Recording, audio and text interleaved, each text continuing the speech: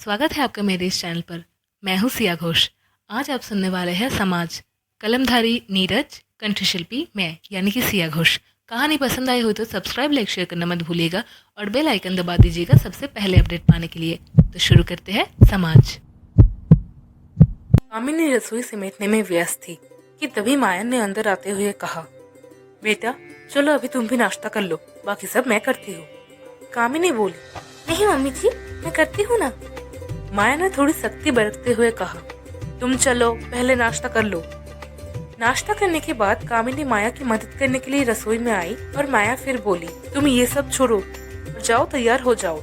विकास और मिश्री के साथ आज कहीं घूम के आओ। इतनी मुश्किल से तो एक रविवार आता है, तुम लोग आज के दिन एंजॉय करो। इतने में कामिनी का फोन बजा। उसने फोन उठाया तो सामने से उसकी माँ ने बताया कि वो सब आज आ रहे हैं उससे मिलने के लिए। कामिनी ने फोन रखने के बाद अपनी सासू माँ यानी कि माया देवी से कहा, मम्मी जी, मेरे माँ पापा, भाई भैया और छोटा भतीजा सब मिलने आ रहे हैं। मैं उनके लिए खाने की तैयारी करती हूँ। माया ने खुश होते हुए कहा, ये तो बहुत अच्छी बात है बेटा, चलो हम दोनों मिलके अच्छा सा खाना बना लेते हैं। अपनी सास से बात करते हुए कामिनी को किसी बात का ध्यान आया और उसे लगा कि यह अच्छा मौका है। कामिनी ने अपनी सास से उस बारे में बात की, जिसे सुन के माया देवी बोली, पर बेटा अगर कुछ गड़बड़ हो गई तो? कुछ नहीं होगा मम्मी जी, जब आप मेरे साथ हैं तो सब सही होगा। माया देवी ने उसकी बात मान ली। दोनों जल्दी जल्दी काम निपटाने में जुट गए और दोनों ने मिलके समय रहते अच्छा सा खाना तैयार कर लिया। उसके बाद कामिनी ने माया को सब कुछ अच्छे से समझा दिया और वो लोग उन सब के आने का इंतजार करने लगे। कुछ समय के बाद सभी आ गए। आते ही कामिनी ने सबको नींबू पानी दिया और उनसे कुछ बात करने लगी। उधर माया ने सबको सब कुछ अच्छे से समझा दिया था। बाकी सब कहाँ है? कामिनी के माँ ने जब कामिनी से ये पूछा तो वो बोली, मम्मी जी मुझसे काफी नाराज है। 3 दिन से उन्होंने मुझसे बात तक नहीं की।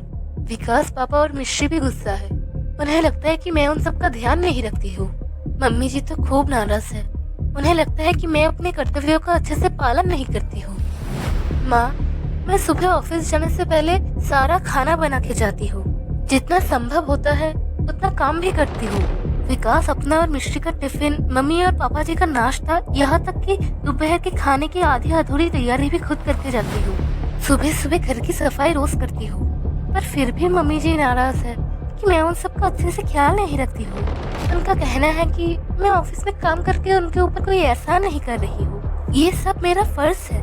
वो चाहती है कि मैं ऑफिस और घर दोनों संभालूं, हमेशा इन लोगों की सेवा में तैयार रहूं। आप ही कहिए माँ कि मैं ये सब कैसे करूं? आखिर में मैं भी इंसान हूँ, कोई मशीन तो नहीं।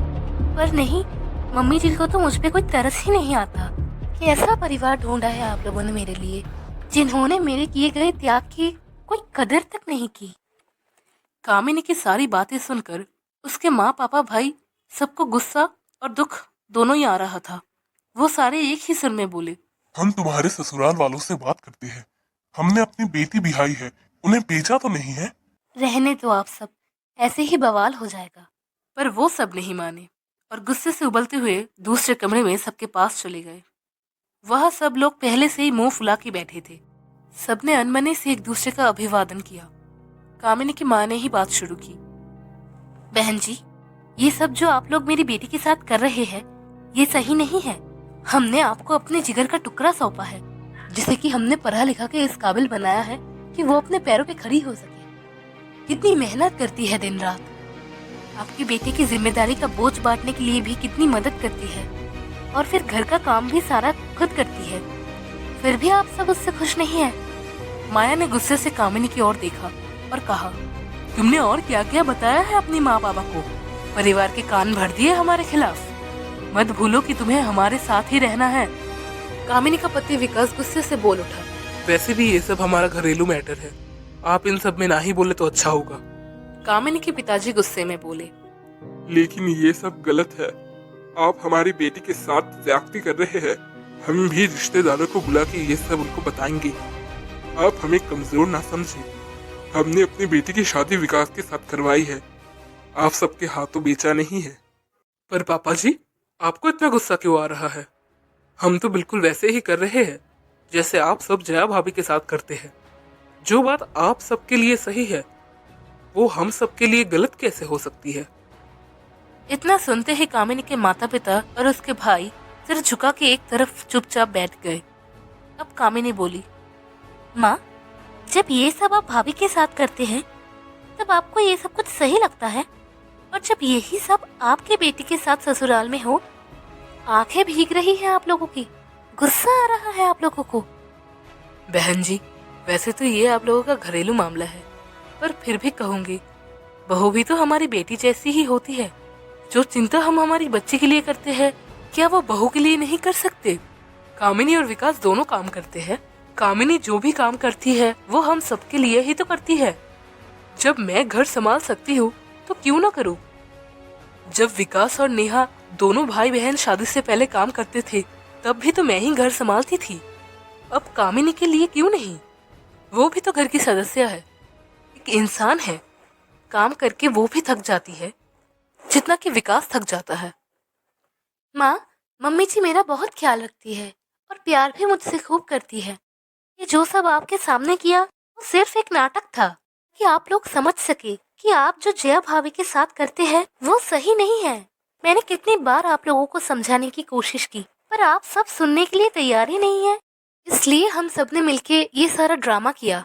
माँ, आप सब लोग मुझसे वादा कीजिए कि आप लोग अब जया भाभी को बिल्कुल परेशान नहीं करेंगे और माँ जितना ही उनसे प्यार करेंगे, और आप सब मिलकर भाभी की सहायता करेंगी।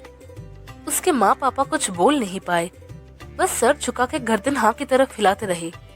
उन्हें अपनी गलती का एहसास हो चुका है और कामिनी की तरकीब भी सफल हो चुकी है।